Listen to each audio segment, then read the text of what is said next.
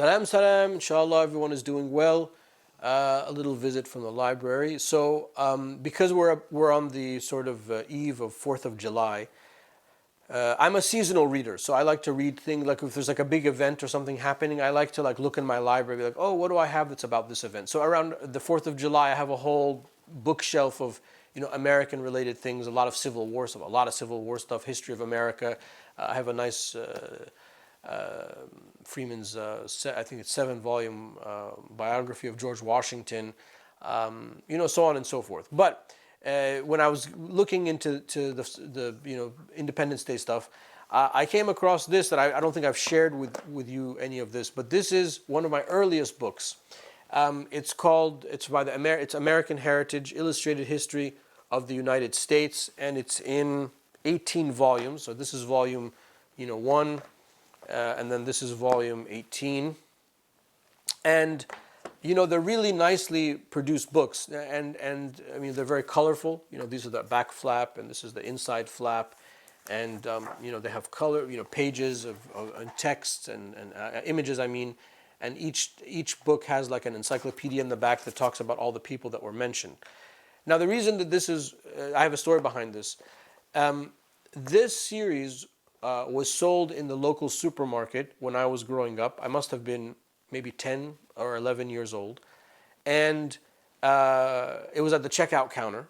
And I used to go to the grocery store with my mom, which, by the way, was a chore. I hated going to the grocery store with my mom. I don't know why, but anyway, this is a happy memory.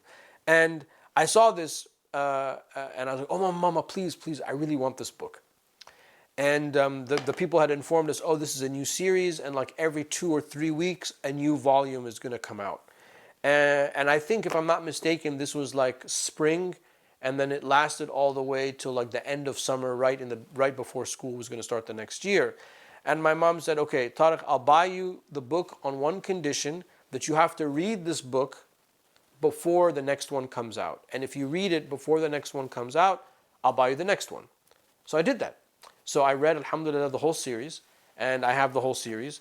And as I was pulling random books off the shelf to do the video, I opened up volume 10, which is The Age of Steel, and I found, I have not seen this in maybe almost 30 years. I guess this was my original bookmark. There's no markings on it. I think this was before I used to mark in the book. I would just read it in bed before I would sleep. But this is the bookmark that I used in the book. And that's what got me into reading, because I had a goal.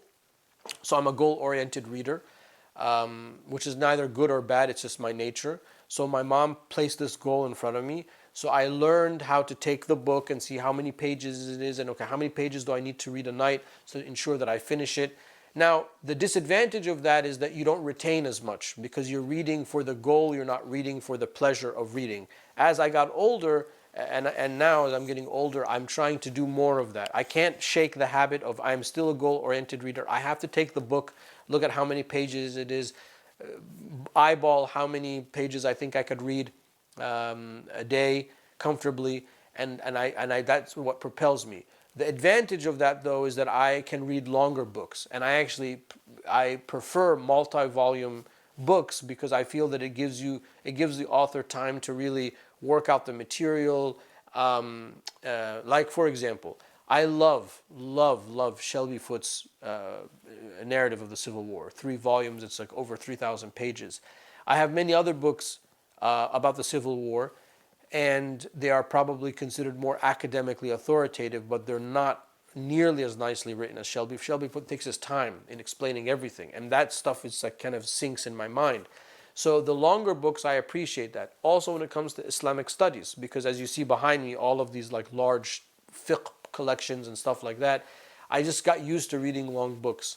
So one of the things I learned from this experience was how to read something long. I also learned the disadvantage of just reading for the sake of finishing the book, because I was very young. I don't think I retained everything, but it increased my love of reading, and it increased my love of America, and the patriotic part of me that cherishes the fact that I was born as a citizen. I was born into this condition, and I respect that. I was also born as an Egyptian citizen, and I respect that as well. And Egypt is very dear to my heart. But because we're around Independence Day, I thought I would share this American Heritage Illustrated History of the United States. And it's actually in pretty good shape all these years later. And I remember a couple of years ago, my mom was doing spring cleaning, and I asked her if I could take this to the house, my house, and put them on my shelf, and she allowed me to. I think she was preserving it, kind of nostalgic reasons. But I do remember, by the way, last thing I'll say is when I was in high school, and in American high school, I think freshman year or sophomore year, we had to do American history. So this series actually became very important as I was writing papers and doing presentations in class, because I had like my own little reference. And that's another thing I learned about from this experience, is keeping your books, keeping them well, and how to look things up. So if you don't have books, especially the longer books, the more like encyclopedic type books, are not going to have things to look up. I know people want to go online. It's still far more inferior than actually looking up the actual book, because when you look things up in the actual book, you start to find things that you weren't expecting to find. But when you find something online, you're only going to get results for that which you search. It's less. It happens, but it's less likely. But if I have to look something up in here and I'm flipping, and then I have markings, or I have, oh, that's right, I remember that, or oh, look at that, and then your mind goes somewhere else, and that can be a very rewarding experience. As a matter of fact, you find the best finds I have are the finds that I find when I wasn't looking for anything at all. Anyway, hope you find that useful. I'll talk to you soon. Be well. Assalamu alaikum wa rahmatullahi wa barakatuh.